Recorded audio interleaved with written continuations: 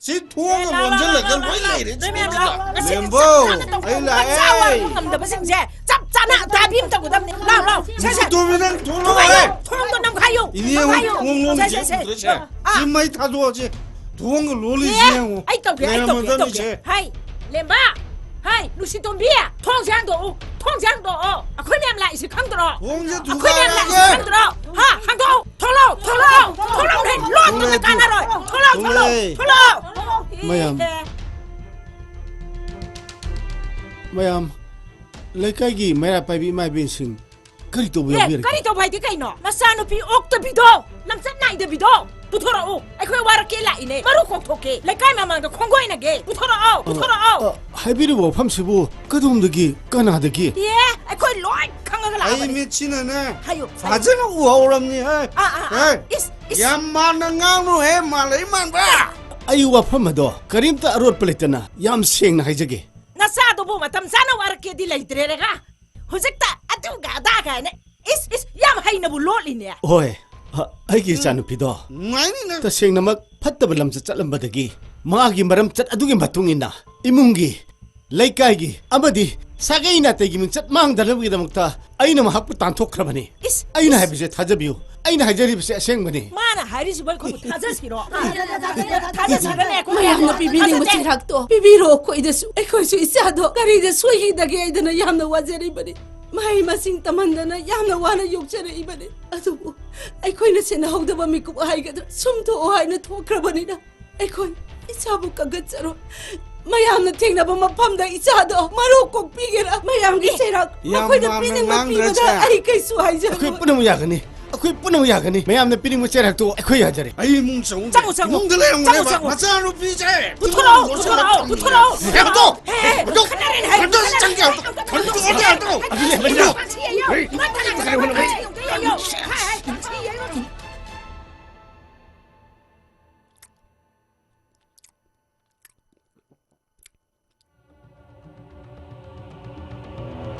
Nana gang tuli kayo, ha? Natibong na yu tagalagi mi mong dakanan ng chadro, ha? Ay ni pam di abin pidu sa nana hanjan jan tawin mo kayo, ha? Mi na hangoy na abin pidu sa.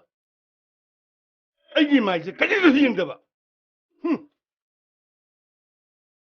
Taw kuno. Imana pisak pinuhundolo mo dagi.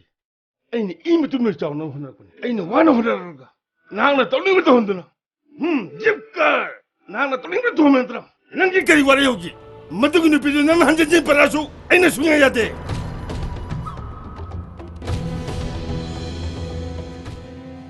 Icha nang di pamong da sumtum da na layrabo. Sumhipambanida. Mani na sune phone tawbada su paide na sawbane. Tauriba thawdok mayamsida iPhone ga painingdreda laisa. Ado aina laise mana muktang unada yadena kanna harakpadaine. Kamai tawse haino? Laisa mado hoji matang sadeda. Sora loikibada sungairi. Mina uraga kaino haikidoise. Masu wakhal yawmandraba haibaduni. Tamogi mamangsida ai ngamoida. Kona tapna thengnasi haikroba. As ichan mani na hairaise yamna luba male nang haktang orbasu thokjoba aina su soidana puthorake hairambani aigi maisu khara yengoba se phathoraga phatchangoba laisa nang sidi wakhal kimta tade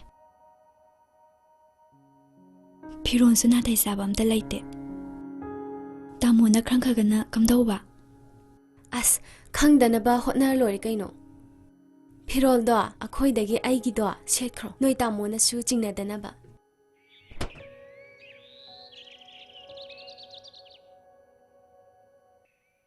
cha noi di kai dano he kai se khai no tamo thabam da satloge dawbane kaisu koi roi nangi du chat ba ya mo yadra ba yai da damo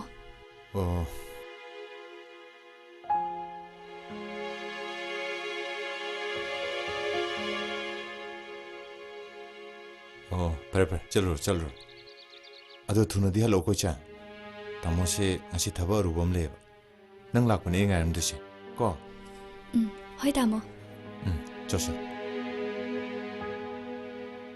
ꯁꯤꯗꯒꯤꯗꯤ ꯅꯈꯣꯏ ꯌꯨꯝꯒꯤ ꯑꯋꯥꯠ ꯑꯄꯥ ꯃꯥꯌꯣꯛꯅꯒꯗꯕ ꯈꯨꯗꯣꯡꯊꯤꯕ ꯃꯌꯥꯝꯗꯣ ꯑꯩꯅ ꯆꯥꯎꯅ ꯃꯇꯦꯡ ꯄꯥꯡꯗꯣꯔꯤꯕꯅꯤ ꯏꯆꯟ ꯃꯁꯛ ꯐꯖꯕ ꯅꯨꯄꯤ ꯃꯌꯥꯝꯅꯒ ꯍꯛꯆꯥꯡꯁꯤꯗꯒ ꯇꯥꯞ ꯇꯥꯞ ꯄꯥꯏꯔꯗꯤ ꯍꯛꯆꯥꯡꯒꯁꯦ ꯍꯥ ꯎꯏ ꯎꯏꯒ ꯂꯥꯎꯗꯧ ꯃꯥꯜꯂꯦ ꯇꯦꯛꯈꯠꯀꯗꯧꯕ ꯃꯥꯜꯂꯦ ꯍꯣꯏꯅꯦ ꯍꯥꯒꯠꯆꯕꯗ ꯈꯨꯠ ꯊꯥꯗꯔꯗꯤ ꯍꯣꯠ ꯇꯥꯔꯝꯅꯤ ꯀꯩꯅꯣ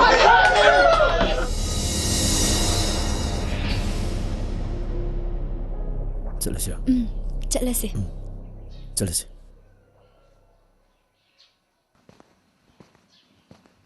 ꯕꯦꯕꯤ ꯂꯩꯔꯣꯒꯦ ꯕꯥꯏ ꯕꯥꯏ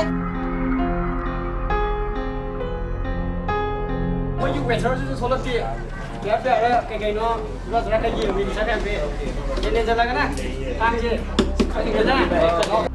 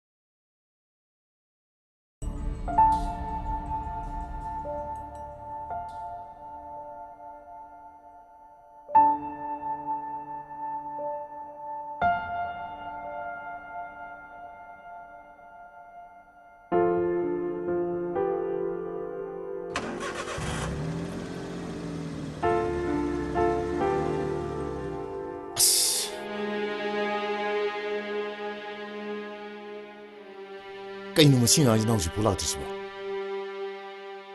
ꯑꯩꯅ ꯊꯕꯛ ꯑꯔꯨꯕ ꯑꯃ ꯆꯠꯀꯅꯤꯅ ꯍꯥꯏꯈ꯭ꯔꯦꯅꯦꯕ ꯍꯧꯖꯤꯛꯐꯥꯎ ꯂꯥꯛꯇꯦꯅꯁꯦ ꯐꯠꯇ ꯅꯨꯡꯗꯒ ꯌꯥꯎꯔꯖꯥꯠꯂꯅꯦ ꯑꯁ ꯑꯁꯣꯝꯗꯅ ꯊꯥꯖꯅ ꯑꯃꯨꯛ ꯑꯁ ꯀꯃꯥꯏꯅ ꯇꯧꯅꯤ ꯇꯧꯏꯁꯤꯗꯤ ꯇꯥꯄꯥꯔꯤꯌꯥ 나빠리. 정어 라이자. 정어. 그들어게 너보. 이철디. 아이나 도 퍼잖아 그래 두는 라고 고나 할 거가. 라라라라. 아이 타박 제가 다오니. 아이 탱. 나빠리야. 그들어게. 이철나 갈래오라 봐. 이철디 아이가. 나빠리야. 나짠 봄다 ngakpiyo. 나짠 얌나 란크레. 라이자. 그들어게 능보. 아이 뭔가 자만을. 아이 봉도 와클다. 이철디. 나빠리야. 이짠도. 이철도 그들어게. 이짠도. 젠크레.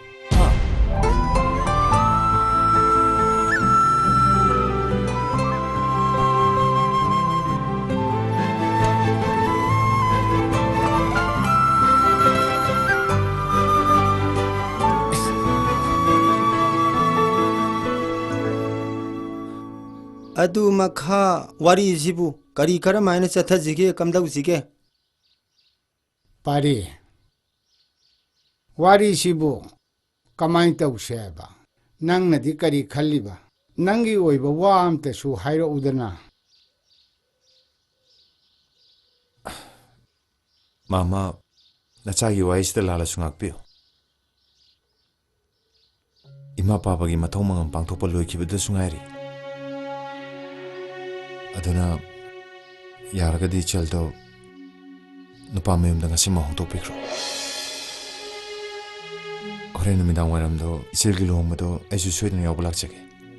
Aduga matam kharagi matungda yarimkhai thuna ichilgi awong tamdana ai lokhanana bahana jage. Aduni dana imak sidi. Akhoi mayam leiri sidi. Chi chauna akhoi honadaba yadam nine. Adudi imang na hari sumaina dum pangtokpiro do.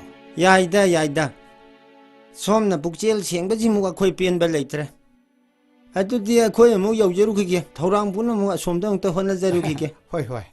Kurumjeri.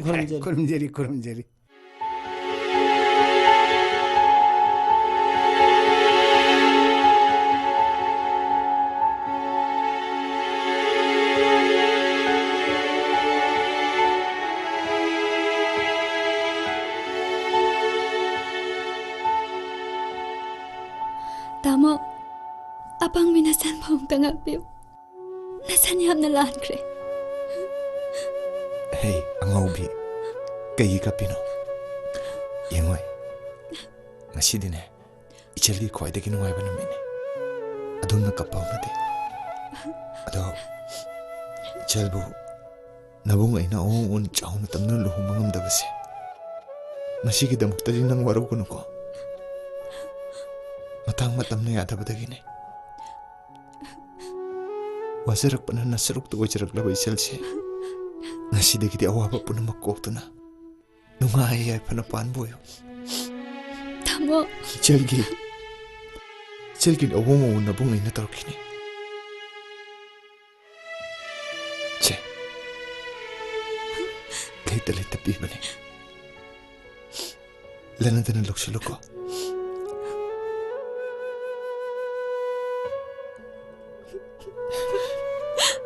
Nungay na palo. Jalag.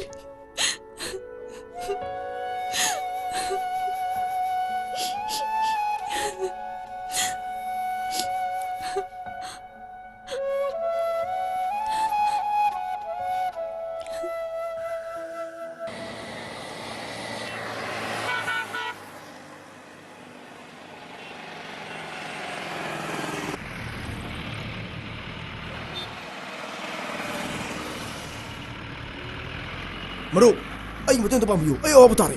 Kay no asibo. Sumbukan na. Adu tati birino. Ay awa putari. Nate tabaru bam lakpan. Gari sumigi ne. Nang Adang ay leer manin. nang maitem sang natro. Nang maitem sa warga. Maitem sa maitem pan hindu kekino. Ato bam ni biro sabi no ba. Nang ay kana mas kambara ha.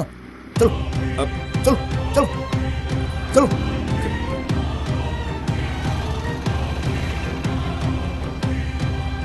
Udah tanah.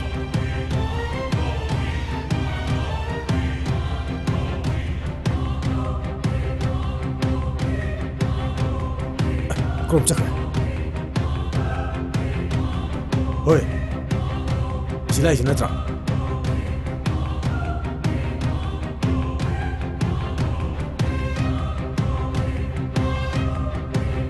lambi samjilo.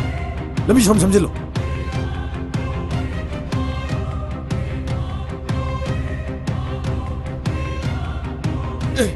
Kayno tayo ba? Hey.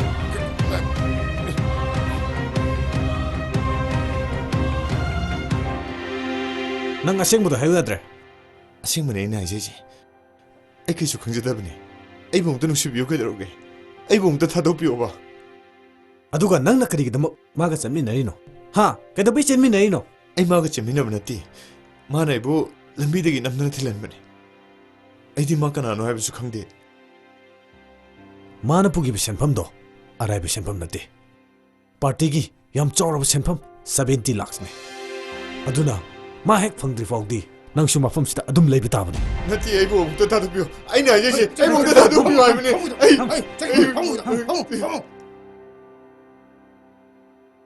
타자 칼로라누세 하우크라바디 하우크레 파리도 락드라세노 낭나 아주 얌나 와자바세 다이방 마뿌나 우비드레다나 까햄따 칼로라누세 이네 레이시디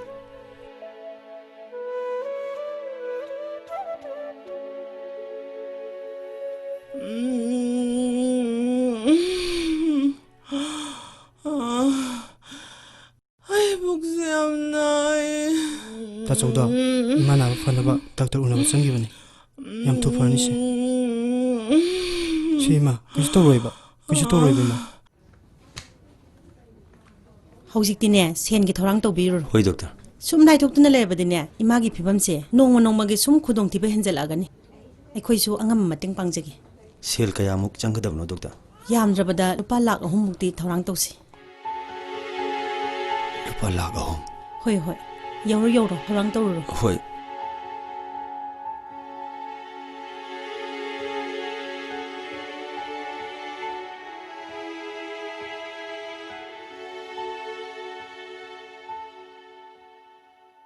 이베마 아이디 윰다수 자자루러바니 nganna chatkhreena sida mula isini Hoi je somda anaba ma lebadagine aisu laktaba yadadana laabani. haujikta ibungo ma yam nungaitana thokibadubo kari keskino Arapo khungang amadagine. Mahaki mamado hospital asida angang khawda cancer naduna leiraba. Maduda sen sangba anaba oibanina ma sen khara thiyu hairubagi wakhal waramgane. Adu ise kari amuk tanase haibano. 타지기두부 가만히 떡시 하이브노 Ise aibu kari haigadabano aisu haipam khangde. Makhoina tawrise yamna phatabane. Hujikti ise adukki matik lukhre.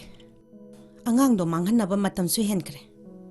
Madu manghanaba honabada mamagi punsi su haibam ngamde. Aduna ise hujikti angangdo soi ngamdana poknaba hotnabana hwaidagi phaba pambaine. Ise masigi thabaksi doctor ekhoidasu precis yamna mangba thabakne. Masida sunatana ne ya akan bacherak phawba phangba yaribane. 아두디 하우지 가만히 떡시 게베마 Adudi isena phanaba amara kaino honabiro.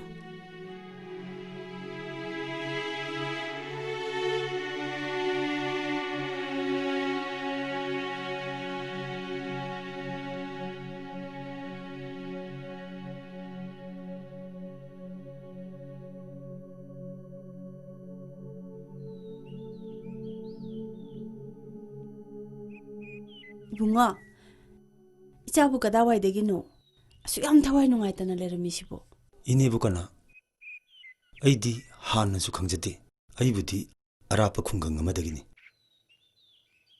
네네세 낭기나 따우두다 농아이따다나 짱에 이니 그이더라게 낭보 셀 파이터버세 온통나 뚜언그리니 이마기 아나버세 셀 아얌바기 마탁 학당아이 오퍼레이션 따우나버기다막 doctor lupa lakh ahum tharang to hai thabak sujaraga sajaba khoina kadai de lupa lakh ahum no ine yuming khol yaw yon thol basu lupa lakh ama manga khoi gi khungang ni na imagi punsi se kan mangam gani ha khajarak ꯑꯗꯨꯒꯤꯅꯤ ꯏꯅꯦ ꯑꯩꯅ ꯋꯥꯈꯜ ꯋꯥꯔꯤꯕꯁꯦ 이봉어부 빡항로 ꯍꯣꯏ ꯃꯥꯅꯤ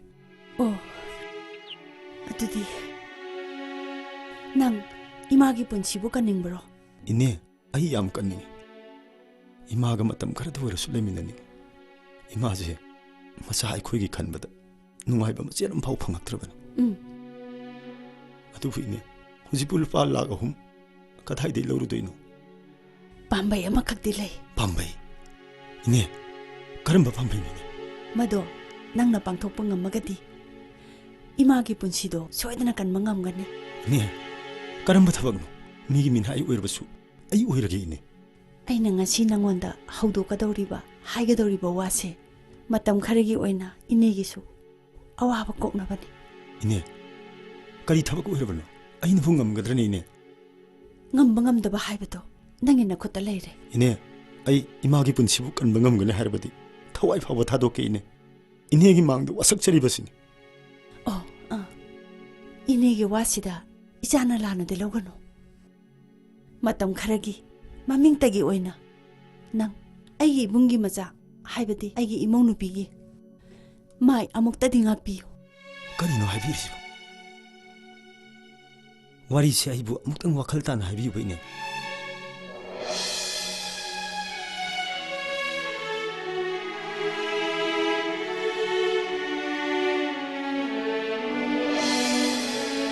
시니 이bungo ꯑꯗꯨꯅ ꯀꯅꯥꯒꯨꯝꯕ ꯑꯃꯅ ꯃꯃꯥꯏ ꯉꯥꯛꯄꯤꯗ꯭ꯔꯕꯗꯤ ꯑꯩ ꯑꯃꯗꯤ ꯅꯨꯄꯤ ꯃꯆꯥꯗꯨꯒꯤ ꯄꯨꯟꯁꯤꯁꯦ ꯂꯩꯈꯥ ꯇꯥꯅ ꯃꯥꯡꯕ ꯇꯥꯔꯦ ꯑꯗꯨꯗꯁꯨ ꯅꯠꯇꯅ ꯃꯊꯟꯇ ꯄꯥꯎ ꯁꯤꯖꯈꯤꯕ ꯌꯥꯅ ꯂꯩꯔꯦ ꯑꯗꯨꯒꯤꯅꯤ ꯏꯅꯦꯅ ꯋꯥꯔꯤꯕꯁꯦ 이네 ꯏꯆꯥꯗ ꯅꯝ ꯍꯥꯗꯨꯅ ꯄꯤꯒꯦ ꯍꯥꯏꯕ ꯅꯠꯇꯦ ꯑꯉꯥꯡ ꯑꯗꯨꯅ ꯇꯥꯏꯕꯪ ꯃꯤꯀꯞ ꯊꯣꯛꯂꯛꯄ ꯐꯥꯎꯕꯇꯗꯤ ꯏꯆꯥꯅ ꯅꯨꯄꯤ ꯃꯆꯥꯗꯨꯒꯤꯗꯃꯛꯇ ꯂꯦꯞꯄꯤꯌꯨ ꯑꯗꯨ ꯑꯣꯏꯔꯒꯗꯤ ꯅꯪꯒꯤ 이마ꯒꯤ ꯑꯅꯥꯕꯗ ꯆꯪꯒꯗꯕ ꯁꯦꯜ ꯈꯨꯗꯤꯡꯃꯛ 이네ꯅ ꯂꯣꯏꯅ ꯄꯨꯊꯣꯛꯀꯅꯤ 이네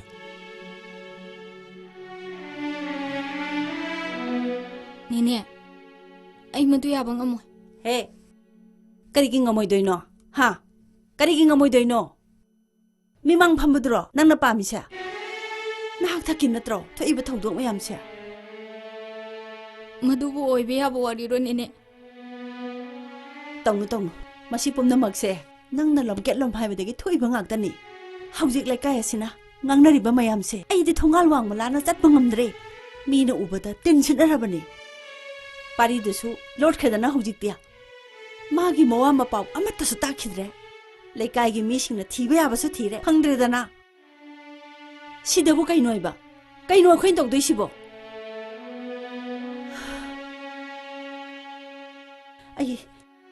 ꯑꯩ ꯋꯥ ꯃꯈꯥ ꯌꯥꯝ ꯇꯥꯅꯤꯡꯗꯦꯀꯣ ꯄꯥꯔꯤꯗꯣ ꯑꯩꯅ ꯁꯨꯝ ꯃꯈꯥ ꯇꯥꯔꯛꯑꯗꯤꯅꯦ ꯅꯪ ꯌꯥꯝ ꯅꯨꯡꯉꯥꯏꯔꯣꯏ ꯌꯦꯡꯉꯣꯏ ꯅꯨꯄꯥ ꯃꯆꯥꯗꯨꯅꯅꯦ ꯄꯨꯝꯅꯃꯛꯀꯤ ꯃꯥꯏ ꯉꯥꯛꯀꯗꯧꯔꯤꯕꯅꯤ ꯅꯤꯅꯦ ꯑꯩꯕꯨ ꯀꯩꯗꯧ ꯍꯥꯏꯕꯅꯣ ꯍꯧꯖꯤꯛꯀꯤ ꯅꯪꯒꯤ ꯑꯣꯏꯔꯤꯕ ꯐꯤꯕꯝꯁꯤ ꯅꯪ ꯅꯁꯥꯅ ꯈꯪꯉꯤꯕ ꯅꯠꯇ꯭ꯔꯣ ꯍꯥ ꯅꯁꯥꯅ ꯈꯪꯉꯤꯕ ꯅꯠꯇ꯭ꯔꯥ ꯏꯕ ꯑꯃꯒꯤꯁꯨ ꯀꯥꯏꯗꯅꯕꯅꯤ ꯑꯩꯅ ꯁꯤꯜꯂꯤꯁꯦ ꯅꯨꯄꯥ ꯃꯆꯥꯗꯨꯅꯅꯦ ꯃꯇꯝ ꯈꯔꯗꯪꯒꯤ ꯑꯣꯏꯅ ꯃꯥꯏ ꯉꯥꯛꯄꯤꯕꯒꯤ ꯋꯥꯅꯤ ꯑꯩꯅ ꯄꯨꯝꯅꯃꯛꯁꯦ ꯃꯨꯟꯅ ꯈꯜꯂꯒ ꯁꯤꯜꯂꯕꯅꯤ ꯅꯦꯅꯦꯒꯤ ꯄꯣꯁꯪꯕꯝꯗ ꯂꯩꯕ ꯐꯥꯝꯒꯤ ꯌꯨꯝꯗꯣ ꯃꯗꯨꯒꯤ ꯌꯨꯝꯗꯨꯗ ꯃꯇꯝ ꯈꯔꯗꯪ ꯂꯩꯅꯅꯕ ꯑꯉꯥꯡꯁꯤꯡꯗ ꯑꯩꯅ ꯅꯤꯡꯊꯤꯅ ꯁꯦꯡꯗꯣꯛꯅꯕ ꯍꯥꯏꯈ꯭ꯔꯕꯅꯤ ꯃꯗꯨꯗ ꯏꯪꯅ ꯆꯤꯛꯅ ꯂꯩꯒꯗꯧꯔꯤꯕꯅꯤ ꯏꯃꯨꯡꯒꯤ ꯅꯣꯏꯅ ꯂꯩꯕꯗ ꯆꯪꯒꯗꯕ ꯄꯨꯝꯅꯃꯛ ꯏꯅꯦꯅ ꯄꯨꯊꯣꯛꯀꯅꯤ ꯑꯋꯥꯠ ꯑꯄꯥ ꯄꯨꯝꯅꯃꯛ ꯑꯩꯅ ꯂꯣꯏꯅ ꯁꯤꯟꯒꯅꯤ ꯅꯪꯅꯅꯦ ꯑꯉꯥꯡ ꯎꯅꯗ꯭ꯔꯤ ꯐꯥꯎꯕ ꯅꯤꯄꯥ ꯃꯆꯥꯗꯨꯅ ꯅꯪꯒꯤ ꯃꯇꯦꯡ ꯄꯥꯡꯗꯨꯅ ꯂꯩꯒꯗꯧꯔꯤꯕꯅꯤ ꯃꯔꯛꯁꯤꯗ ꯄꯥꯔꯤꯅ ꯂꯥꯛꯑꯒꯅ ꯂꯥꯛꯑꯦ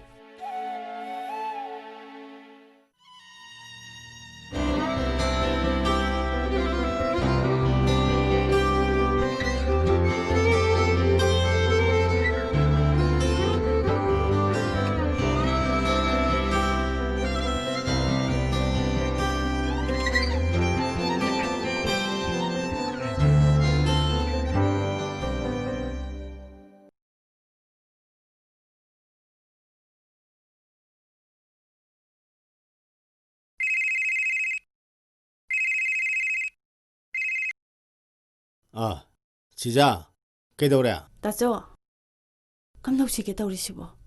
Asawbado, kharangta phadabiroba. Kaino phathabaibo? Kari matangno?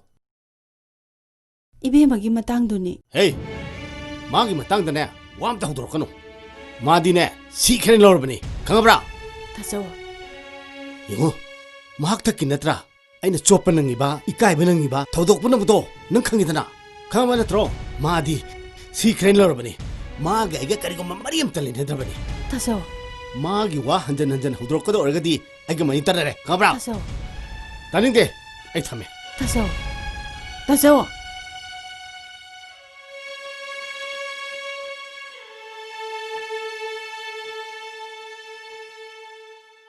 Maru. Maru.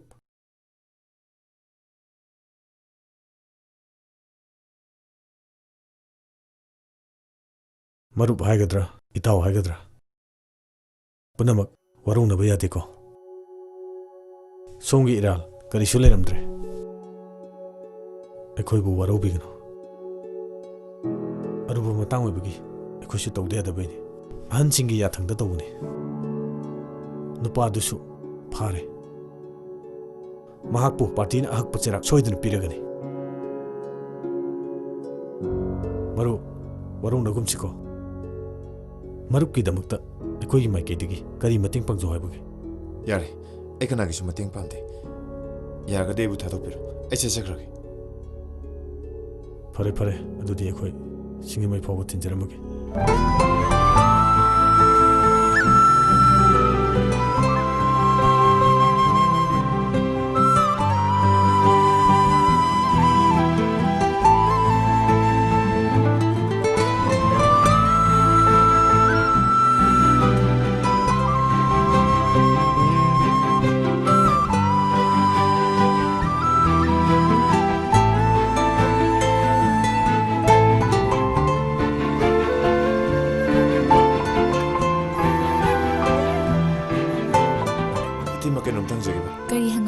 Asida mayam umsane sibu kaigino. Ine si zoida leiba thazado mai nupaduna lawbu la eye adugi ni mayam leise.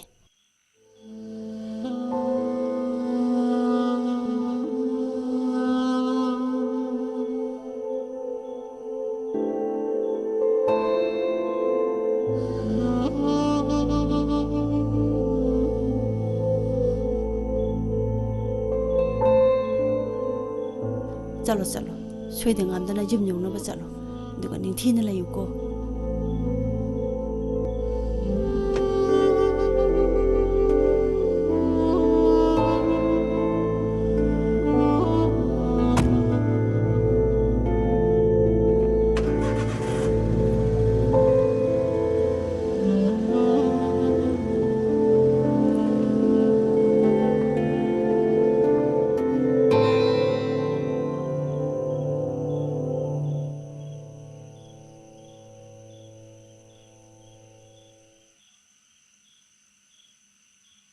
Thawai hena nungsibi maksu kaina kare.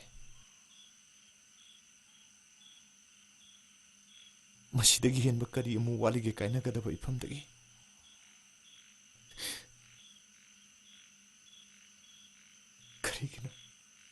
Karigino ibu asuk walisibo. Karigino.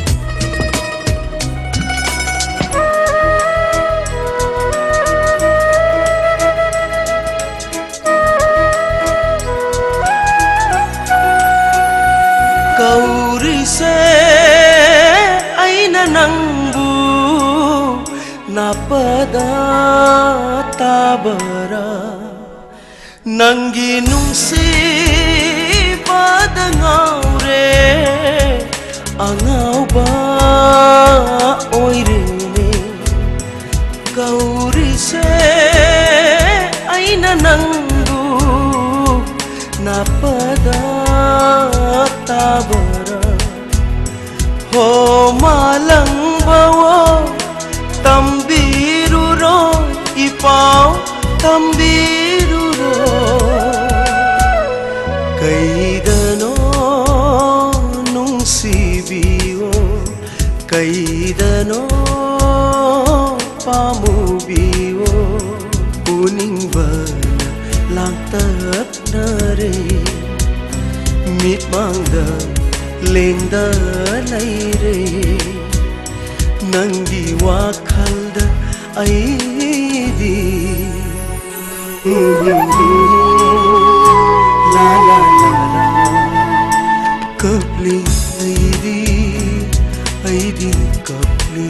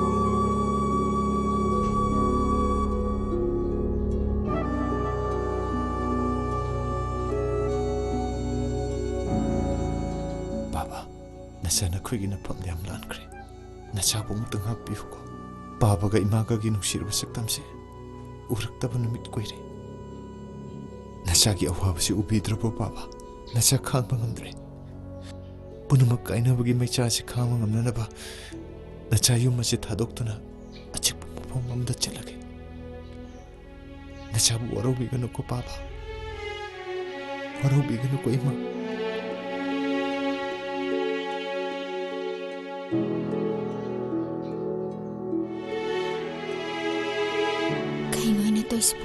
ꯑꯩꯅ ꯇꯧꯔꯤꯕꯁꯤꯕꯨ ꯆꯨꯝꯃꯤꯕ꯭ꯔꯥ ꯃꯪꯂ ꯇꯥꯏꯕꯪꯂ ꯑꯩ ꯈꯪꯗ꯭ꯔꯦ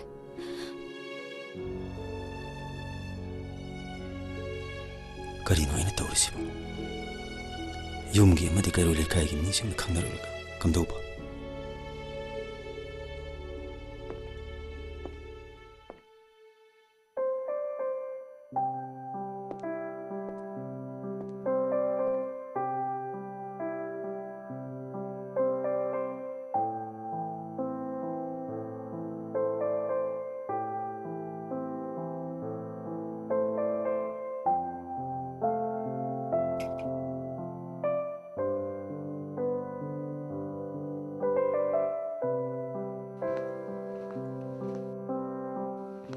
다음에 거의 다 못 행여라봐. 마카이 레름게바. 이젠 아이시 파나 그는디 티브네. 아두부 탱내르드레. 마 그런 라범 팜짝해봐 말해. 다모도 마찰 아이부 소이다나 와라우랑가니.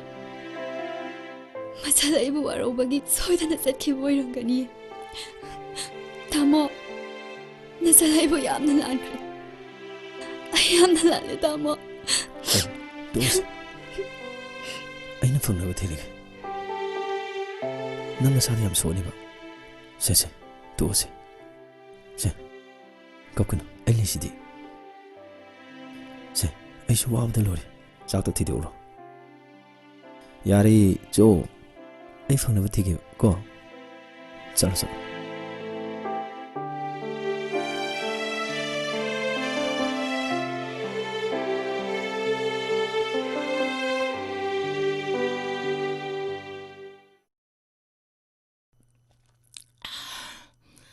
제이마 기딴 거 탁셀레 제이마 오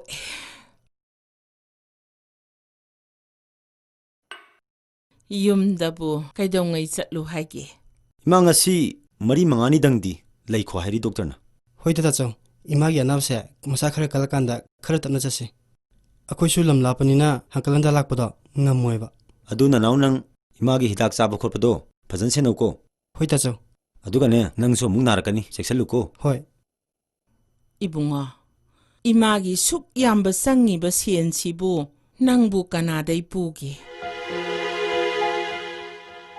마 까나다이수 뿌르고 나티데 마 오, 거기 오자싱 아마 탱나부데기네 거기 아와바시 우비두나 오자두나 이마기 쌍가드바 셀싱도 부톡피라가 마팅 방비라군 오, 아이네 오자두기 타박수 깐나 수 nomba 호나리 마 오, 모이기 주미 암따 레이타바니네 이마 아이수 누밋 카라니디 오자기두다 나사수 레이루바 따레마 오, 파레 파레.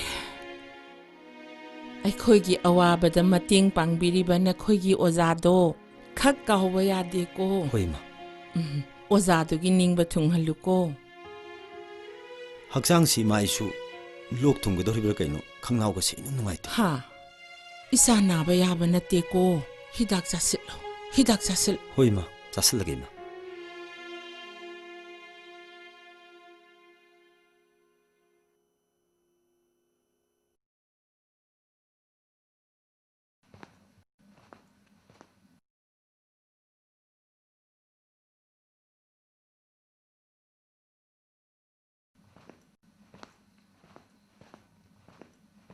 Tamo, tamo.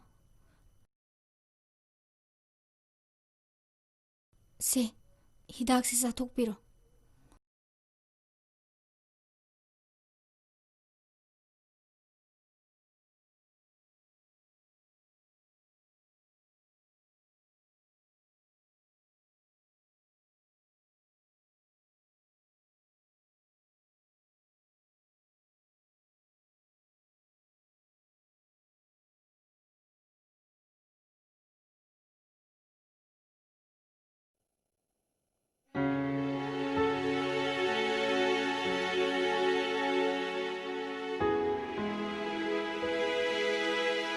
Tamo, cha sabse khara thaksalo.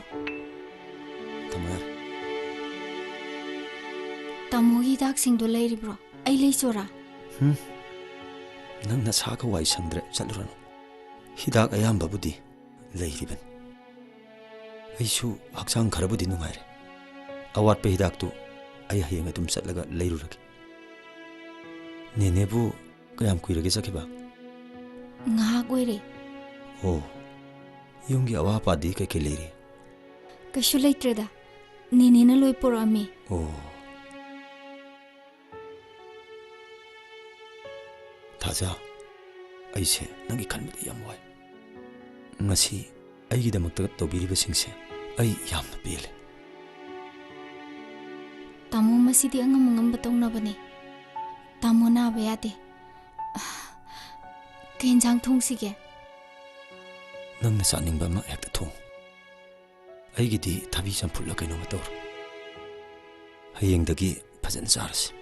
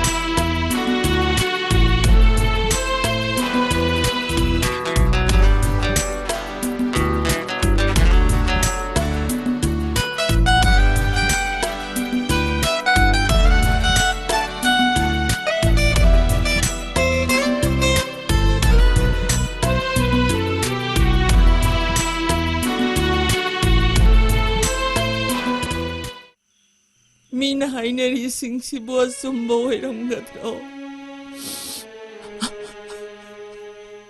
ꯏꯃꯥ ꯀꯩꯁꯨ ꯈꯜꯂꯨꯅꯣꯕ ꯑꯩꯈꯣꯏ ꯇꯥꯃꯣꯗꯣ ꯑꯗꯨꯃꯥꯏꯅ ꯀꯩꯁꯨ ꯇꯧꯔꯝꯃꯣꯏ ꯃꯤꯅ ꯍꯥꯏꯖꯤꯟꯕ ꯑꯣꯏꯔꯝꯒꯅꯤꯕ ꯁꯦ ꯏꯃꯥ ꯑꯩ ꯐꯣꯟ ꯇꯧꯒꯦ ꯇꯥꯃꯣꯗ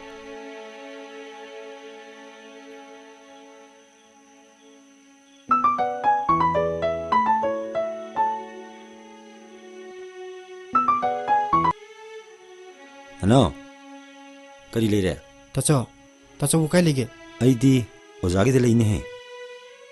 Tacho, wari erbom ta sajiba. Oh, ngah pai ko? Ai tholoke.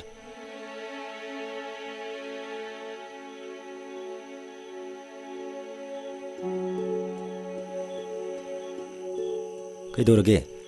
Tacho, ima se kimta saw tho hai biyadi. Nati, tacho ne toisibu kaino. Ai kai dorage ni he na na. Se, ima am ta pahalake. Hoi, pahlo, ima pahlo. Se, payo se ma.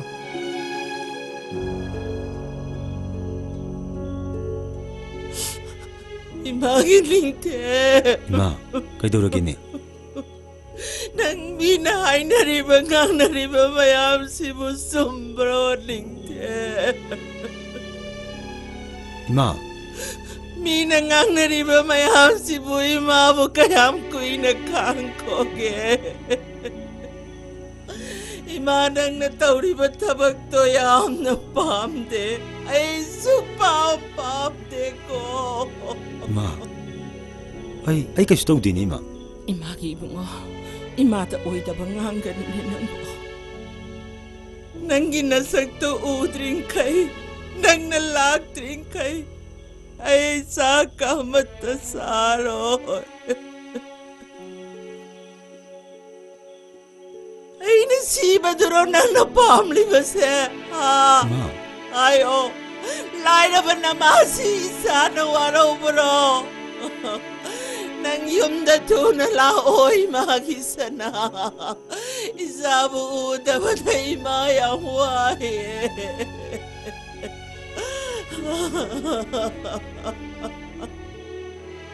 Tacho, mini ngangnari mem se tacho hum to kaluba. No. Imagi hakchang se yam sole tacho. Tacho, ima kanum to gure tacho. No, ima kai dorage. Ima kai dorage ima bu.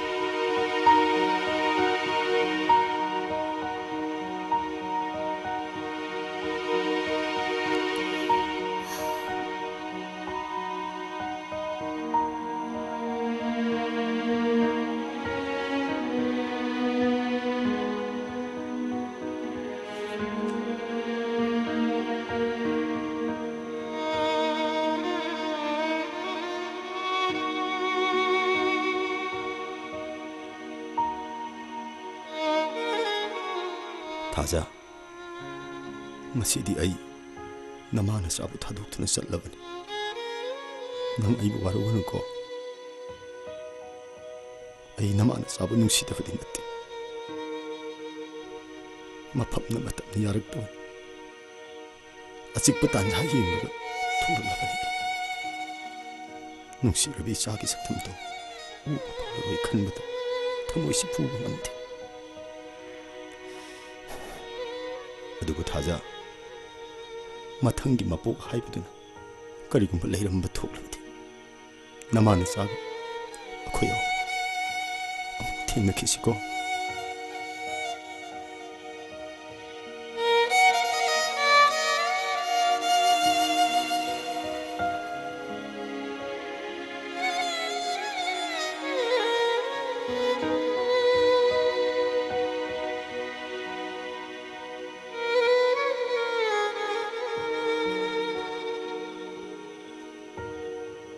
타자 또세 내내는 실루버세 난기 타모이 까이나봤다 오래 내내 얌랄래 아이 난기 나타우시 행봉드레 내내는 행이바 마카이 이슈가 난가 혼나가네 이슈나 마틱 잡아미 야마 핵 오이드리 파오바 내내는 혼나가네 그동네 시대기디네 내내기 юм다 할라시 뻔나 레루라시 Nene, adum na haigano. Ay kanabusu waraude. Nene na ay gidamakta phanabasi mibani. Nene leramba gidamak ay na ngasi phawa hingba ngamjaribani. Tamo ningthemsu kaisu warauningai leite. Magi mara leite. Ma pakhangni. Mana soy bulu na tawbirambana imay sa nga sibo hingibani magisu mapam matam na yaraktabana imay jabu thadokduna sakhibani makoyna loina thadokduna sakhrabasu ay isagidamakta hingdaba yade ay kanagisu mateng lawro ay gi isa yokpada Aigi isabu miyo ay dripawa. Aigi humang mantan honagani.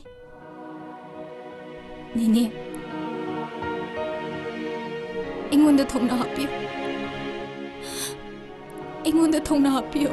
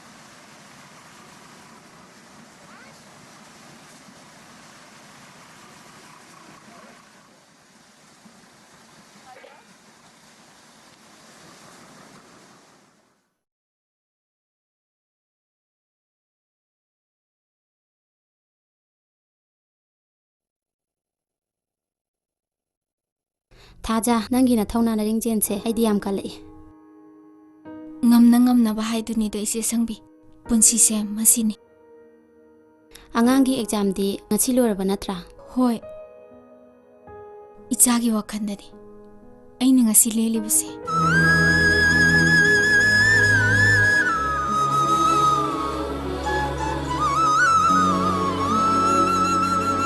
nang exam loi iramam natra hoi mama loi iramme aduni da nei chaside maramu I exam loira mina thadoi akhoi thoibado lai khara takpiu ko hoi ma bo phare thadoi mama ne thabang ngak surakhige nang ne yumda salaga phiron hong toro ko ai thuna lake ko hoi mama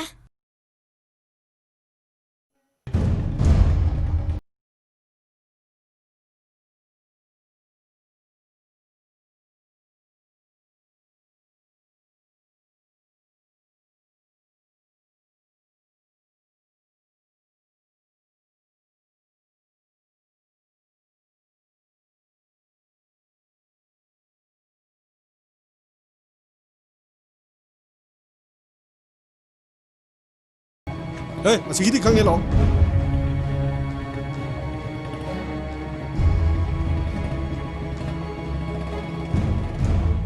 Nui ni ne ngarang la amido kari lege angangi exam su loire na phiron khara thila ambani da aidi ka bu ka wine yam lu ba male ngarang hanse nang bu hangba thiba nupa khara lai haine makhoi ho mari bule ke tong lai haine kana oi jano ne ayura moida aseng bane photo ga puraga ko heng hangi haine awoi ba moi Germany se ꯑꯁ ꯅꯪꯁꯤꯁꯨ ꯀꯩꯁꯨ ꯊꯧꯁꯥꯗꯦꯍꯦ ꯀꯅꯥꯅꯣꯁꯨ ꯈꯪꯗꯅ ꯀꯩꯗꯧꯗꯣꯏꯅꯣ ꯅꯣꯏ ꯑꯗꯨꯝ ꯅꯥꯀꯟꯒꯤꯗꯨ ꯂꯣꯏꯁꯟꯅꯕ ꯇꯧꯔꯣꯅꯦ 이베마ꯊꯕꯛꯇꯣ ꯂꯣꯏꯁꯜꯂꯁꯤꯅꯤ ꯅꯣꯏꯕ ꯄꯨꯡꯁꯦ ꯌꯧꯔꯦꯅꯦ ꯂꯥꯛꯑꯦ A sentence is a group of words that make a complete sense. A sentence usually consists of a subject, a verb, an object, or complement. ꯐꯔꯦ ꯌꯥꯝ ꯍꯩꯔꯦ ꯏꯆꯥꯁꯤꯗꯤ ꯂꯥꯏꯔꯤꯛꯇ ꯊꯋꯥꯏ ꯌꯥꯎꯒꯗꯕꯅꯤꯀꯣ ꯂꯥꯏꯔꯤꯛ ꯌꯥꯝ ꯄꯥꯒꯗꯕꯅꯤ ꯃꯃꯥ ꯏꯁꯤꯡ ꯊꯛꯅꯤꯡꯉꯦ ꯐꯔꯦ ꯐꯔꯦꯁꯦ ꯄꯥꯊꯣꯛꯑꯝꯃꯨ A sentence usually consists of a subject, ꯀꯅꯥꯅꯣ ꯅꯪ ꯁꯤꯗ ꯀꯩꯗꯧꯏꯅꯣ ꯍꯥ 미급신이 이는 아이레이시 단자 하시망을로 타도이 타도이 나오노 맘마 타도이 맘마 그이라고네 이는 아이레이시 맘마 통하고 나오노 타도이 하면 돼 타도이 내가 통하고 맘마 통하고 맘마 맘마 나오노 타도이 통하고 맘마 통하고 맘마 내가 통하고 맘마 맘마 타도이 맘마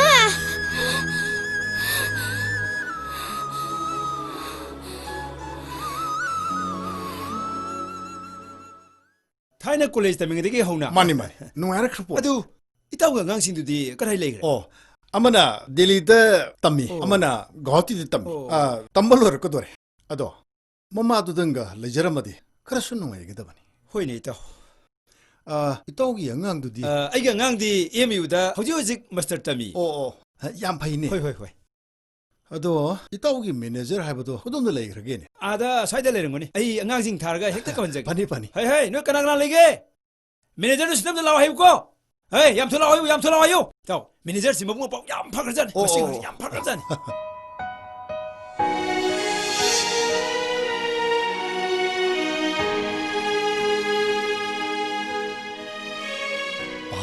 baba ibung osira manager haibado mani taw bari itaw se ai yam muksi marupni khoi itaw sina ne ara perform dagi seki order to bulai bani mamo check book yam lobi gadoino check lot ani khaptani da lobi ado kaidomaiga kyam thurubjan aigidi yam turinge yare hayema hekta tilpu yare yani mamo ai hona jage kari lamda thaga da ibung aigi se lam khar labi pasang bamne akhoi du laiba che ko du gi lawr su yamani da akhoi marup se nungsi mandana mongon da gi lawr ge ne heta laba yam naje mamo bari adudi nang hayek theluro ko hoi driver du ga nang ga punne chalo yani pam laidiba mayam side ge di nang na khara mina singbai ba du thue adu noi mamo gi yumji khangdo poina nang khara chalo ko yare ko hoi adu nang chobe yate ko mamo he ngana thara mona jara pare mo yam nungare adudi taw sa glass am thagi pani taw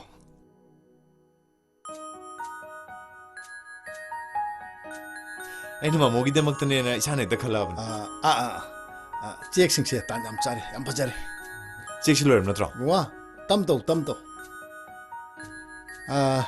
ipai sa khuni wadi se shen thong gi phem ngak ngai ne ko chen ka tanga ai akhoi club ki share ibung odu da phone nang tang taw amadu jaw kalo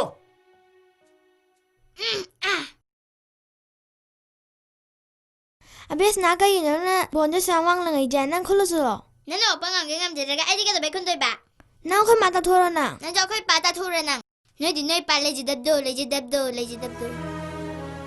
jebo nyu jebne ka halam banu ngai do ma je chasla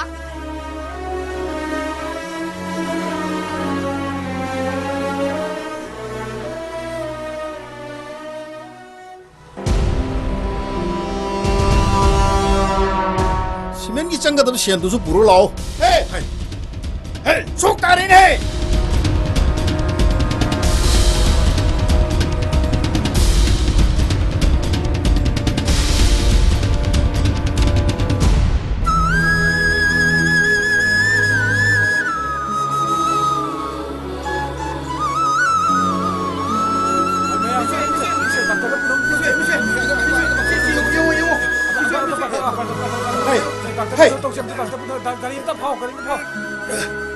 시끄럽게 부디야. 내봐, 날 속다버라. kem 속대. 파래.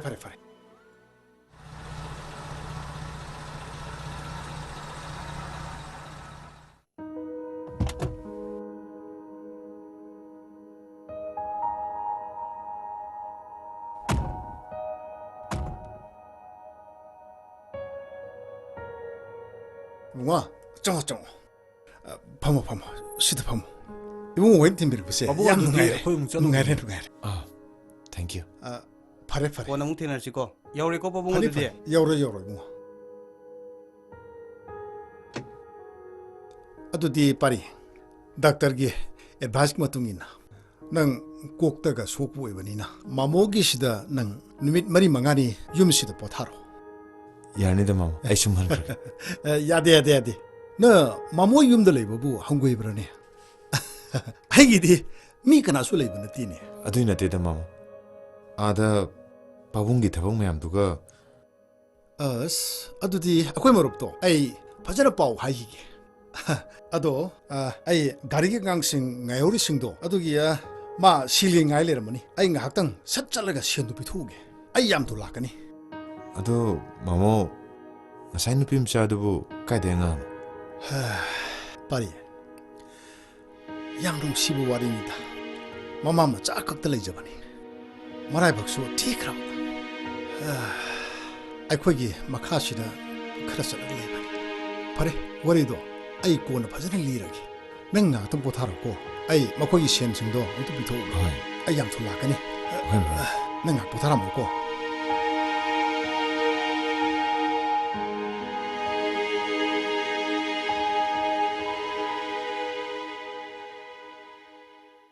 Mama, I can have sargadra. Sorry, kaino haro. Nasai chana bato eboko. Adudane, I never won kunbudane. Garina tonga to buanida. Ha! Sopro! Ha! Paswi! Mama, I dishoti. Uncle Amana can be Uncle Disho e. Gamasa kong bro. Kong die. Awang longi papuibo wigatamina. Nangbu, thank you, thai houdrabo. Hai houdre. Adudina, nang hayang salaga can be very thank you, hi suko. Hoi, Mama. Jackson na sanagadam niko hayang gaidi. Hoi, Mama. 파리 이봉아. 마모. 마모 맞담 역실래 해. 리포팅 타임 넉실래. 마모 쩔로히. 아도 năng yumsida nang yawa pa loina kai kai no nang thira dum sinaro na yum mangni khalo ko phiro lama ma nang sin mong da loi de sinaro ko matam khara mamo haluk ngai da war suwana khangam tare ko phare dudi mamo chalu ki ko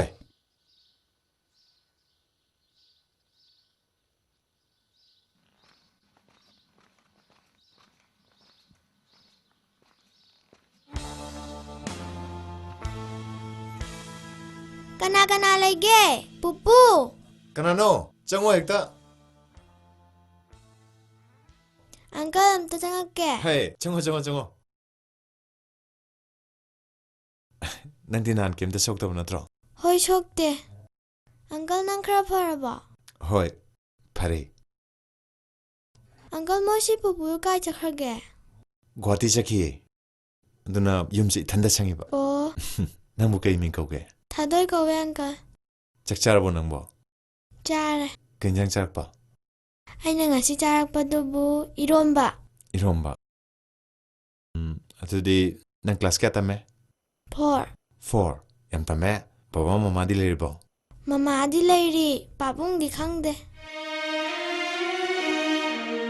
Do nang busite sumlak pro. Kay lerge. Ngahan sokpa do ay de ki dana ne yum dot chele. Aduga ne aina mama da pau tambada ne mama na ngangi ba Kaya mama na ne ang dan thank you ha jo lai ni Yare Chatu bidi wakal yam thare ta Ado mama ga lamina ba yadro Mama di ne thabak su ba jakhiye Mama ning di ke ko ba Mama gi ming la Naiko Pabo Naiko he nang buak sang ka chu tawdra bra 학장부디 얌 누아래다 바보. kasi tawdra habe na tro. 그리 바보. 다들은 절로고 고는 머리 사지고. 저. 바보. 히닥디 짱나네 사이브 na tro. 바보. 히닥 부디 좀 짱나 자리에. adu nambu kadang wila kadoino. 바보 이땅 구마가도 일라 아니 바. 까리기노네. 마모이 보비도 마사는 피나야는 거 어디 찾기. 땅 구마린다 할라가네 하바. 마할라 웬라게. Yumsikan anta leitabnina aina sangna leiraba. Ado noi mamu deng lakpa gane. Nang lau ko. Phare aduri thamage ko. ꯊꯝꯃꯒꯦ ꯄꯥꯕꯨꯡ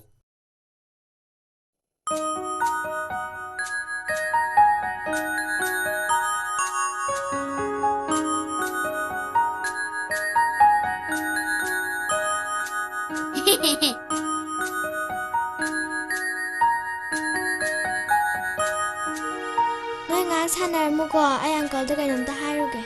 안걸. ꯍꯥꯎ ꯅꯪꯕꯨ ꯁꯥꯟꯅꯕ ꯅꯨꯡꯉꯥꯏꯕ꯭ꯔꯣ 왜 안걸? ꯀꯩꯅꯣ ꯍꯌꯦꯡꯅꯦ ꯑꯩꯈꯣꯏ ꯃꯥꯅꯅꯦ ꯆꯥ ꯊꯛꯄ ꯂꯥꯛꯑꯣꯌꯦ. ꯅꯣꯏ ꯌꯨꯝꯗꯤ ꯀꯥꯏꯗ ꯑꯪꯀꯜꯗꯤ ꯈꯪꯁꯨ ꯈꯪꯗꯅ ꯑꯁ ꯄꯪꯈ꯭ꯔꯦꯍꯦ ꯏꯗꯩ ꯈꯔ ꯆꯠꯂ ꯑꯗꯨꯝ ꯂꯩꯔꯗꯨꯕꯨ ꯑꯩꯅ ꯂꯧ ꯂꯥꯛꯇꯣꯏꯅꯤ. ꯑꯣꯍꯣ ꯑꯪꯀꯜ ꯑꯗꯨꯗꯤ ꯑꯩ ꯑꯃꯨꯛ ꯁꯥꯟꯅꯈꯤꯒꯦꯀꯣ. ꯆꯣ ꯁꯥꯟꯅꯔꯁꯤ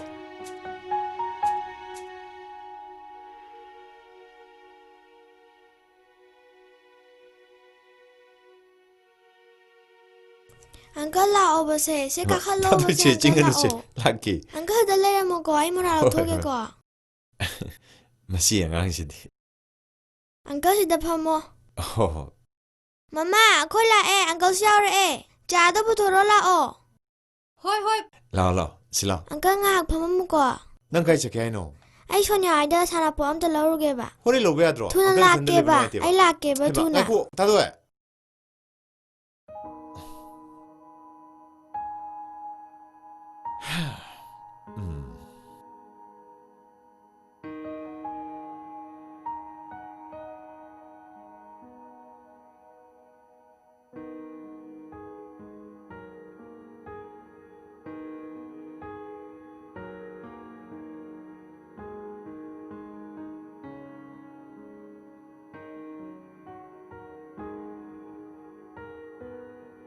Haima, masih ngang jilai ramdre amuk sakramani ni. Tamo, capai sih.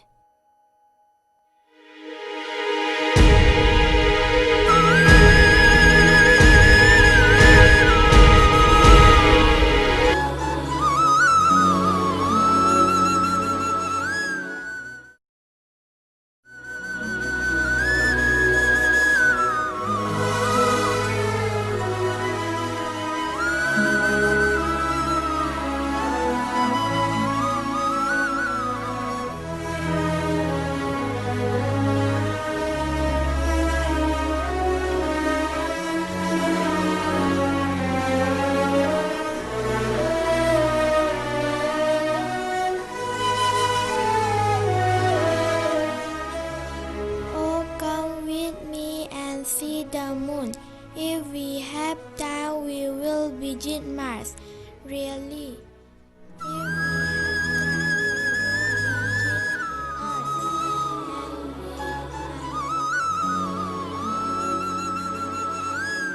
Mama ngasi bubong lakan na haday niya. Lakan na haba ni. Ay lailo sa lagi.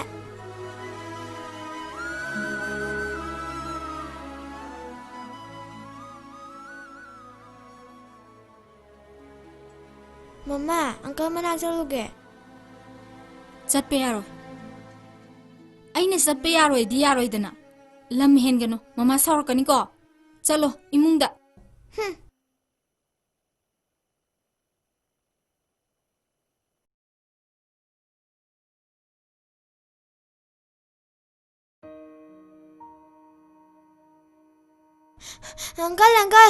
Angkal. 다도야, 그대로기 넘보, 러시, 시범 러시, 밤시, 그대로기 넘보. Angkal, mama hidala adine, ay lay tayo ko. 그러기노, 그대로기 엄마가. Mama na ne, angkal manasaki ajiba. Aduda ne, ay nagtatning man kidula ne, maning powder chen lay ni. Mama na yata din ang kadawalay no. Mama na orin puri ng kidro. Ki? Tadoy! Nangay na kay hai. Ha? Nay ni kay hage. Angkal, amda kami yo angkal. Mama na ipura niye. Masilam yam heli ne. Nangay bukidro. Kang ni na. Ayam kijayaba. Ha? Ayam kijayaba. Angkal mama na ipura niye angkal. Amda kami yo angkal. Amda kami yo. Mama italeba. Nangay ni kay hage nang. Nangay ni kay hage nang. Mama, pupi na mama. Mama, Aduh, itu gitu nang. Mama. lam hen ba ngang ang du bubi kan habni ang du nang bubi sida kan lai ba mi je kana no khangbra nang ha aine sakano hardi sakano dana sida lai je mohu pu balin nelin miyoi ke abu sarak tam bangam ba mi khangabra nang ang du mera kaino yum de sa so nang khangni le ram nang ke su gang ji da banga sida dumai na pu bong na bro adum na bong na bra habni aine igi angang warak sabada somgi kaina thaulai ke som angang sigi kana kari ori oi boi da ba angang sida puri du khra hen male habni nan nang ngi wa do kaino matung da ne angang se moi them tog du na nanak ta lak na ba sinbi gano isa bu su mangan na bo na bi Taza nan nang ngi wa do kaino aduk tu ka chu wai do na sijine banga ma mas dai gi na kaino ai gi dal bu kaino habni ngasi aino ori ba phibam se kana no hen khibano lamza sara masa sa Taza sa nang na natro ai gi phibam se hen khibase ai nu power ma dinang thang na matu matu kak tu na hat kadam ni nang ai gi punsina som no ai gi bisina tro nang na pami bise nang gi longnam da natro ai ne thaza du na thokhi bata ai phau mangan ba pen da na angang sida kari karam ba longnam tawraga mangan ge khalibano Taza nang pelab natro ima isa gi phibam se uraga nang pelab natro Taza nang ai wa jang ta di ta go da na ngasi so nang gi kari longnam wa lai ri bage Taza nang na mafam sida sum lai ge da boy tarde ima isa ngasi ma hu sa du na siga da bani Taza Taza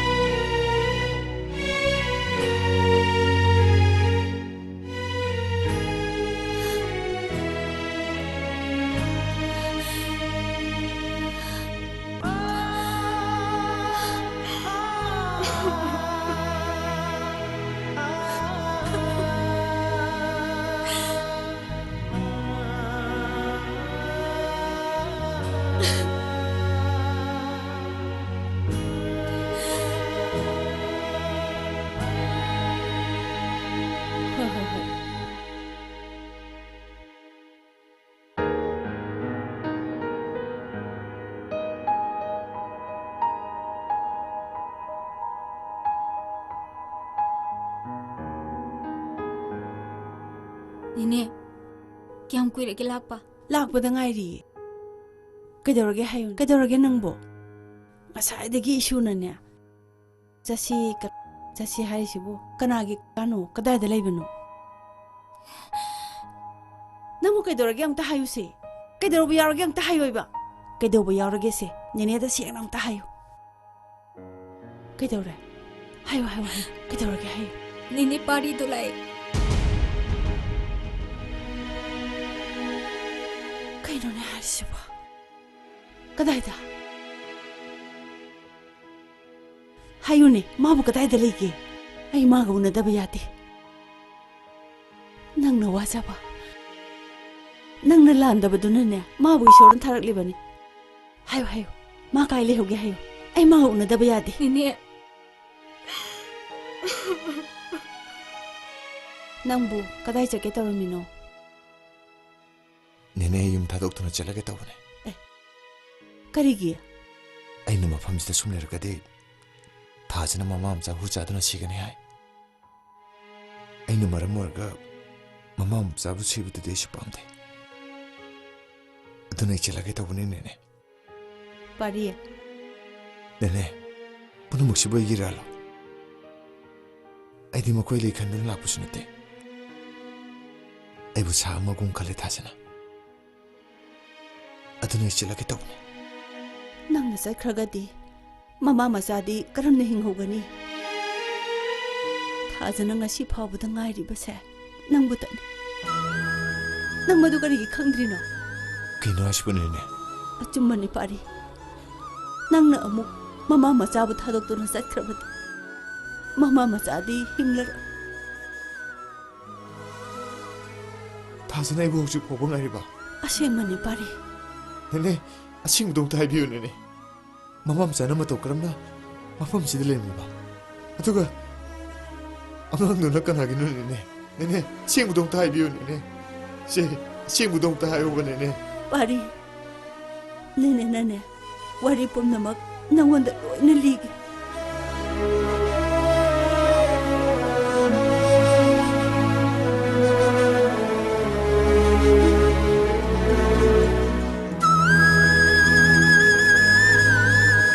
ꯄꯥꯔꯤ ꯅꯪ ꯃꯃꯥ ꯃꯆꯥꯕꯨ ꯊꯥꯗꯣꯛꯇꯨꯅ ꯆꯠꯈꯤꯅꯨ ꯃꯥ ꯅꯪꯕꯨ ꯉꯥꯏꯕꯗ ꯌꯥꯝꯅ ꯋꯥꯔꯕꯅꯤ ꯌꯦꯡꯉꯣꯏ ꯑꯉꯥꯡꯗꯣ ꯑꯇꯩ ꯀꯅꯥꯁꯨ ꯅꯠꯇꯦ ꯅꯪꯒꯤ ꯅꯆꯥꯅꯨꯄꯤꯅꯦ ꯊꯥꯗꯣꯏꯕ ꯑꯩꯒꯤ ꯏꯆꯥ ꯃꯥꯅꯦ ꯅꯦꯅꯦ ꯊꯥꯗꯣꯏꯕ ꯑꯩꯒꯤ ꯏꯆꯥ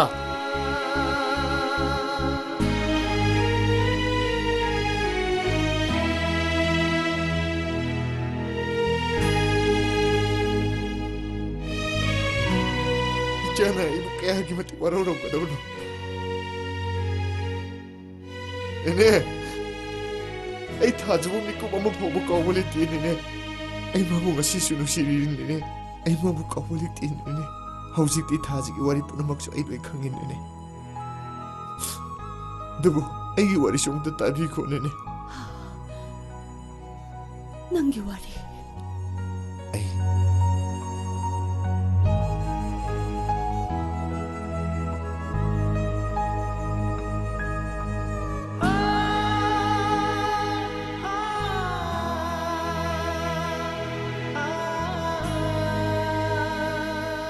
मसीदबु अगी करी इरालो नेने अगी इरालसिबु करीनोबा नखोय अनिमंगने अमता लामदे लालिबदे नोंदम बाबागी थौसिने आइको नंबु युम कई पालब्रो नेने युम कई पांद्री ए थाजबु मिकु बम फाबु कौबले तिनेने पारिया आइको नंग थाज गौदौनखो आई वारी पुनमक मंगोंद लोइना लिरगे नखोयनी काइनबा यारोय नजादो नुंसिद्रबो नोइबो नेने लाओ थाजिगी मनाक्ता ससिलाओ आइगा लोइना ससिलाओ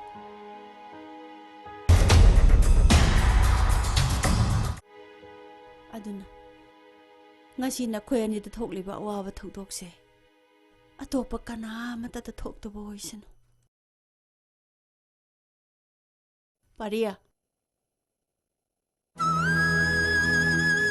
लाओ सिदा संगो लाओ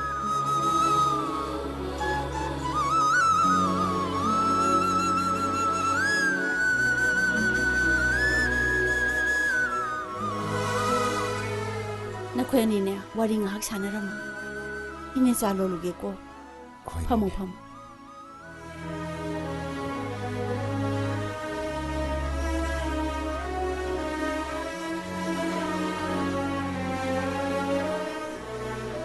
थाजा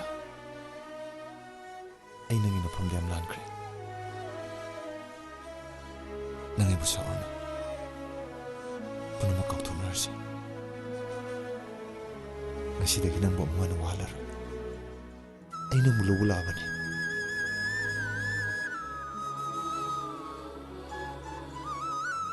ay punsi janafam khangdrabun kanagi su matik zadrubin ay bum wahan birano ithanda punsi se lomjakraki kanada su yacharo ay bu waro bigan थाजा ay wari puno loin tare nang ibu huju po waro rebra ay ngasisu nang gidamak talibli lansidre binambo ay nambu kaya limati uhan ki masih deh namana cabu umur wala roy ay nambu nusia taja ay nambu lobula bane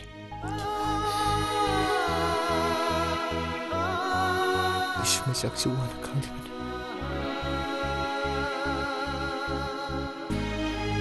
nang yang pati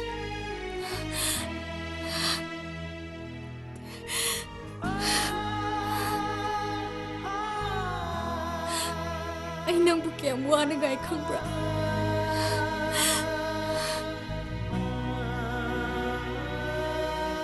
isma saksi wana kali bane 시 타자.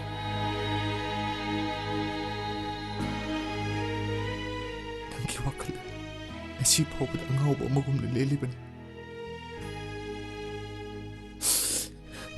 이자 다들이 이자보 없다 빼는 건게. 이자는 마tam ꯆꯨꯞꯄꯗ ꯑꯩꯒꯤ ꯕꯕꯥ ꯄꯤꯌꯣ ꯍꯥꯏꯕꯗ ꯑꯩ ꯈꯪꯕ ꯉꯝꯗꯦ. 이자는 ꯃꯄꯥ ꯌꯥꯎꯗꯅ ꯀꯌꯥꯗ ꯋꯥꯅ ꯈꯥꯡꯒꯅꯤ. ꯑꯗꯨꯕꯨ ꯉꯁꯤꯗꯤ ꯃꯄꯥ ꯂꯥꯛꯑꯦꯗꯅ 이자부ꯁꯨ ꯋꯥꯜꯂꯔꯣꯏ. ꯅꯪꯕꯨꯁꯨ ꯋꯥꯜꯂꯔꯣꯏ.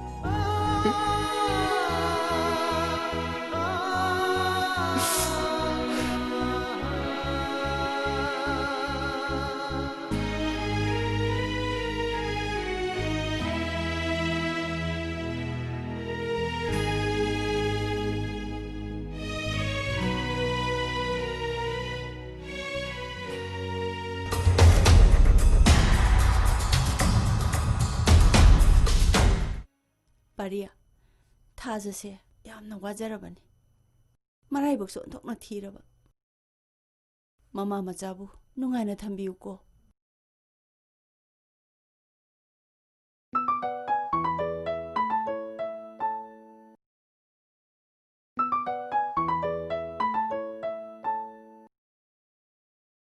Hello? 다정 너트로 파이래 이시보. Hoi mani, kana? ꯅꯪ ꯅꯆꯥꯅꯨꯄꯤꯕꯨ ꯅꯨꯡꯁꯤꯕ꯭ꯔꯣ? ꯅꯪꯒꯤ ꯅꯆꯥꯅꯨꯄꯤ ꯅꯨꯡꯁꯤꯔꯒꯗꯤ ꯇꯧꯕꯨꯜꯒꯤ ꯆꯦꯛꯀꯣꯟ ꯇꯣꯝꯕꯤꯒꯤꯗ ꯂꯥꯛꯑꯣ. ꯅꯆꯥꯅꯨꯄꯤ ꯍꯤꯡꯅ ꯐꯪꯉꯒꯗꯤ ꯏꯃꯨꯡꯒꯤ ꯂꯩꯀꯥꯏꯒꯤ ꯀꯅꯥꯒꯨꯝꯕ ꯑꯃꯠꯇ ꯄꯥꯎ ꯄꯤꯕ ꯌꯥꯏ. ꯀꯔꯤꯒꯨꯝꯕ ꯄꯥꯎ ꯄꯤꯗꯅ ꯃꯌꯥꯝ ꯍꯧꯗꯅꯒ ꯂꯥꯛꯑꯕ ꯅꯪꯒꯤ ꯅꯆꯥꯅꯨꯄꯤ ꯁꯤꯅ ꯐꯪꯉꯦ ꯈꯪꯉꯨ. Ha!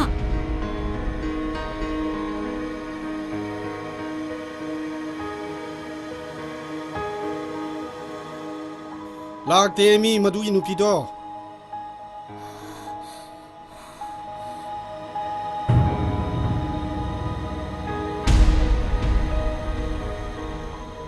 ꯂꯥꯛꯑꯣ. Takakpa, ay siya kaino. Ha? Ay siya kaino. ꯑꯥꯗ ꯂꯩꯔꯦꯕ. ꯂꯥꯛꯑꯣ. ꯈꯥꯕ ꯑꯉꯥꯡꯗꯣ ꯄꯨꯊꯣꯔꯛꯑꯣꯍꯦ ꯃꯃꯥ ꯂꯥꯛꯑꯦ. Mama! Mama! Mama, ayam kejaya Mama! Mama! Mama, ayam kejaya. Mama lai, kasu tauri. Mama! Mama! Takakpa, kaino tayo ha? Nang pami si kaino? Isa piyo. ꯅꯆꯥ ꯂꯩꯐꯝ ꯇꯥꯛꯀꯦ. ꯂꯥꯛꯑꯣ. ꯂꯥꯛꯑꯣ. ꯂꯥꯛꯑꯣ. ꯃꯥꯡ ꯊꯥꯡꯉꯨ. ꯂꯥꯛꯑꯣ. ꯆꯠꯁꯤ ꯂꯥꯛꯑꯣ. ꯆꯠꯁꯤ ꯂꯥꯛꯑꯣ. ꯆꯠꯂꯣ ꯃꯥꯡ ꯊꯥꯔꯣ. ꯂꯥ ꯂꯥ ꯂꯥ ꯂꯥ ꯂꯥ ꯂꯥ ꯂꯥ. ꯂꯥꯛꯑꯣ. ꯂꯥꯛꯑꯣ. ꯂꯥꯛꯑꯣ. ꯁꯤ ꯂꯥꯛꯑꯣ. ꯁꯤ ꯂꯥꯛꯑꯣ. 타도. Takakpa 타도. 아이고. 타도.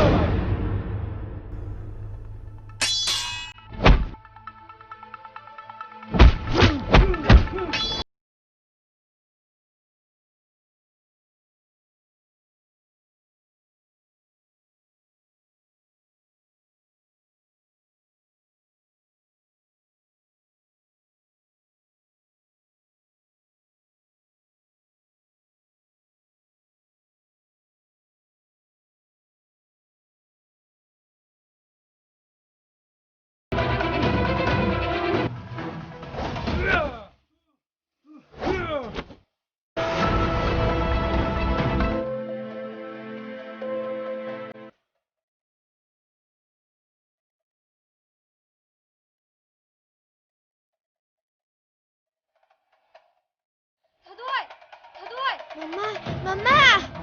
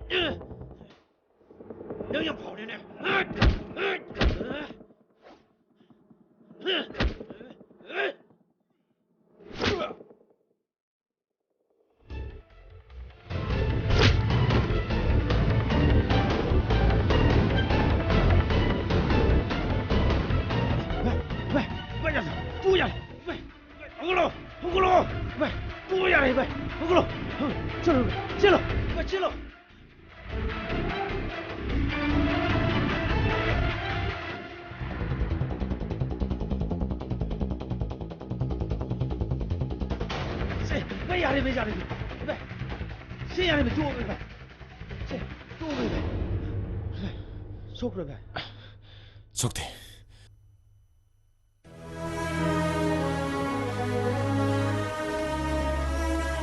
이제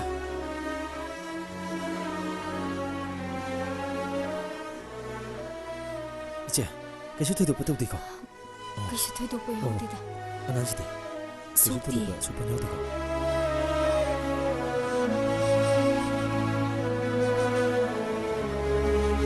이제 뭐? Hoi mani, nang di sida mataw karamna. Iba yung dukun nila lang. Wari lang, ay kung nakasama libre.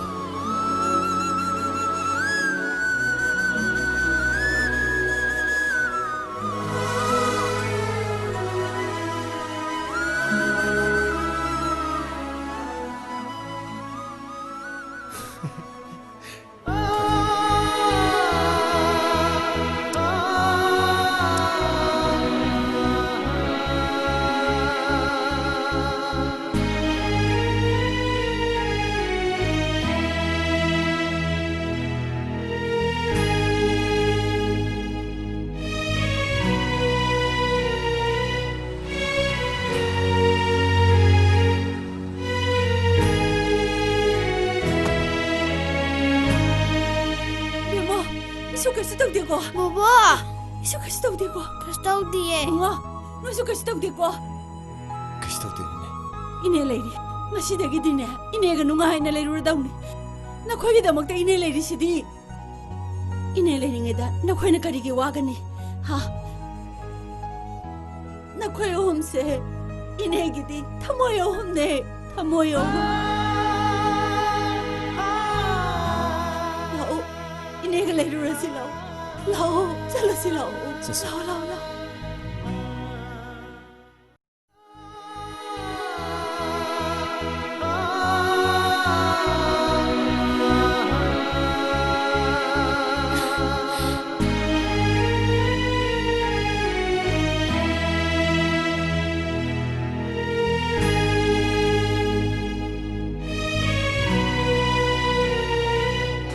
loujagadabani